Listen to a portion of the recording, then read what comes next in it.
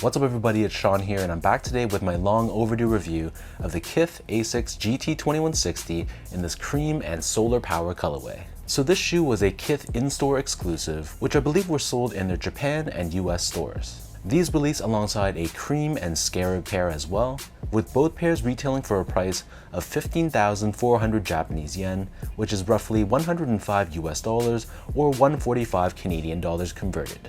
So like I said, the official colorway for this shoe is cream and solar power, and this is not to be confused with a Kith collaboration. This is only a Kith exclusive colorway, so you're not going to find any Kith branding on this shoe whatsoever. So the GT-2160 was a Asics performance running shoe which released back in 2011. And if you haven't noticed on my channel, I've been reviewing a lot of these sort of similar sneakers, running shoes from that 2010s era, because not only is it extremely popular right now in the sneaker community, but for me it's extremely comfortable, so my feet are very happy. So you probably saw on my channel I reviewed the Dime collaboration with Asics, where they collaborated on a GT-2160 as well. So in many respects, this shoe is extremely similar. There's obviously some differences in the materials and the colors. So if you've already watched that video and you don't want to hear me ramble a lot of similar things, then feel free to skip on this one. So, diving into the details, on the toe box you can see the base layer of the sneaker is constructed out of this open style spacer mesh. So it almost has a honeycomb shaped pattern to it, which makes it very lightweight. Right above this, right next to the laces, we have the synthetic silver colored leather, and we have the Asics branding pressed on in this yellow color. On the sides of the shoe, we have more synthetic overlays. This is done in a mix of yellow and silver, and then covering the front toe cap, we have another overlay of synthetic leather, and this again features silver and yellow colored detailing.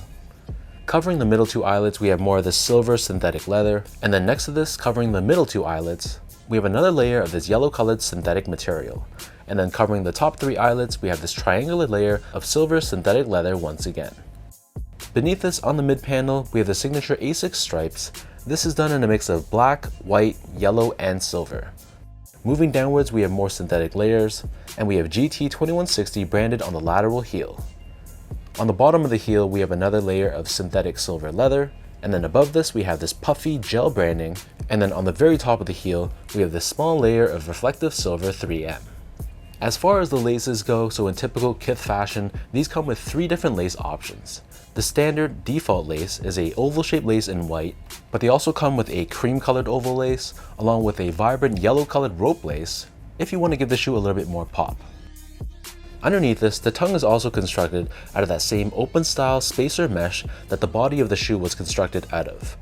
And then on the very top, we have more of a tightly wound mesh, and we have this puffy semicircle overlay with Asics branding pressed onto the center. The back of the tongue and the interior of the shoe, this is covered in this white colored nylon, and there is some padding on the inner collar, but it's not overly padded and stuffed. Moving on to the insoles, so these come with Ortholite branded foam insoles, which are pretty well padded. On the top, it's covered in a yellow colored mesh, and we have Asics GT-2160 pressed onto the heel in white. So the upper of the shoe sits atop this chunky EVA foam midsole, which is painted in this off-white or sail color. Encased into the heel of the midsole, we have Asics gel technology, which is visible on both the lateral heel as well as on the back of the heel as well. And Asics gel technology is there to help with impact protection and shock absorption. Finally, turning this pair over to the bottom, so this outsole is constructed out of a mix of yellow and black colored rubber. We have these slits on the forefoot to give you added flexibility, and then in the middle of the outsole, we have this semi-translucent gray TPU shank plate, which is what Asics calls their truss stick technology, and this is there to help with torsional rigidity and midfoot support, and to help avoid your foot from twisting. So that breaks down the look and the construction of this pair. And for those wondering about sizing, so my foot measures as a true size 10, slightly on the wider side. I got these in a size 10 and they fit me well in a snug way. So I feel like if you have a narrow, normal, or even a slightly wide foot, and you don't mind more of that snug one-to-one fit, you can definitely go true to size for this shoe. But if you like more of the spacious toe box, or if you have a really wide foot, then I'd recommend going up that half size. Initially when you try these on, they do feel a little bit short lengthwise, but after wearing these for a few days, to me they really broke in, and I was happy with my decision going true to size. But your mileage may vary, and again, use my guidance. If you like more of that spacious roomy toe box, then go up half a size and you should be okay. Next up, in terms of the comfort, so the GT-2160, to me it's still an extremely comfortable shoe. But if you're looking for more of a plush, pillowy, and soft cushioning shoe, this is not the sneaker for you. To be honest, if anything, it's a little bit more on the firmer side, especially underneath the heel. You can definitely feel some of that foam and the softness underfoot, but generally speaking, on the whole, it gives you a lot of support. It's more structured and firm, and doesn't really have that soft feeling underfoot.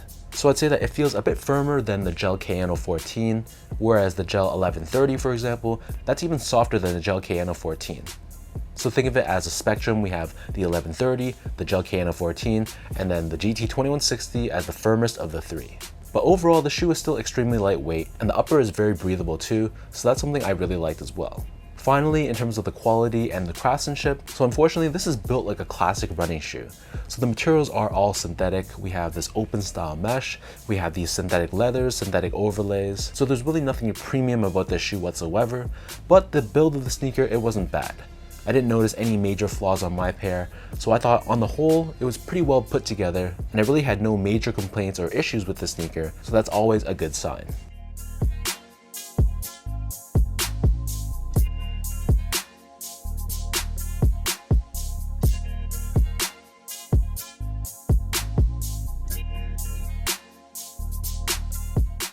So with all that out of the way now, let me toss these on feet, I'll lace them up, and I'll show you guys how these look.